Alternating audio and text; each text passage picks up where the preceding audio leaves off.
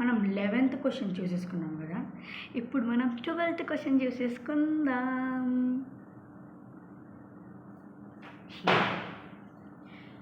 Why we cannot see in dark. మనం ఎందుకు రాత్రిపూట్ల చూడలేము, డార్క్ ఉన్న ఏరియాలో ఎందుకు చూడలేము? we are able to see image because of a complex interaction between light comes from a source our eyes, structure and the brain. When there is no light source, the object do not reflect any light, hence there is no signal for the environment for the eyes to send to the brain. This result in our complete failure to see the object in the dark.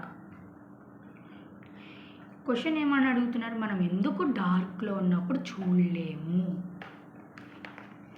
చీకటిగా ఉంది చూడలేము, అందుకనే torch వేసుకొని చూస్తున్నారు. Torch ఎందుకు వేసుకున్నాడు? మనం డార్క్లో ఎందుకు చూడలేము అని డౌట్ వస్తుంది. ఎందుకంటే ఎప్పుడైతే మనం కాంప్లెక్స్ ఇంటరాక్షన్ ఉంటుంది, లైట్ మధ్యలో ఒక ఇమేజ్ మధ్యలో లైట్ మధ్యలో కాంప్లెక్స్ ఇంటరాక్షన్ ఉంటుందంట. ఏంటిది? ఆ రిఫ్లెక్షన్. ఎప్పుడైతే మనకి లైట్ వస్తుందో అప్పుడు మన ఐస్కి ఆ స్ట్రక్చర్ అనేది కనిపించి మన బ్రెయిన్కి వెళ్ళి ఇది ఏంటిది, ఇది ఏంటిది, ఇది ఏంటిది, ఇది ఏంటిది, ఇది మనం చెప్పగలుగుతాము. ఎప్పుడైతే మనకి లైట్ సోర్స్ అనేది లేదో, వెలుతురు అనేది లేదో, అప్పుడు ఏ ఆబ్జెక్ట్ రిఫ్లెక్ట్ అవ్వదు, సిగ్నల్ కూడా ఇయ్యదు, అంటే సిగ్నల్ కూడా ఉండదు. మొత్తం చీకటిగా ఉన్నప్పుడు ఎన్విరాన్మెంట్ని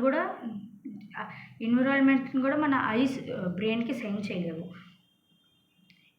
ఇది మన లైఫ్ లాంగ్ ఫెయిలియర్. ఇది కంప్లీట్గా ఫెయిలియర్. అంటే ఇది మనం చీకట్లో ఉన్నప్పుడు ఏదైనా ఆబ్జెక్ట్ని చూడలేము. ఇప్పుడు చూడండి, సపోజ్ ఈ టార్చ్ లేదు, ఇక్కడంతా డార్క్గా ఉంది. క్యాట్ ఏమనేది కనబడుతుందా? కనపడదు కదా. క్యాట్ అనేది కనపడదు. అదే లైట్ వేసుకున్నాడు, ఆ స్ట్రక్చర్ అనేది ఇతని కళ్ళల్లోకి వెళ్ళి, కళ్ళల్లో నుంచి బ్రెయిన్కి వెళ్ళి ఇది క్యాట్ అని చెప్తుంది.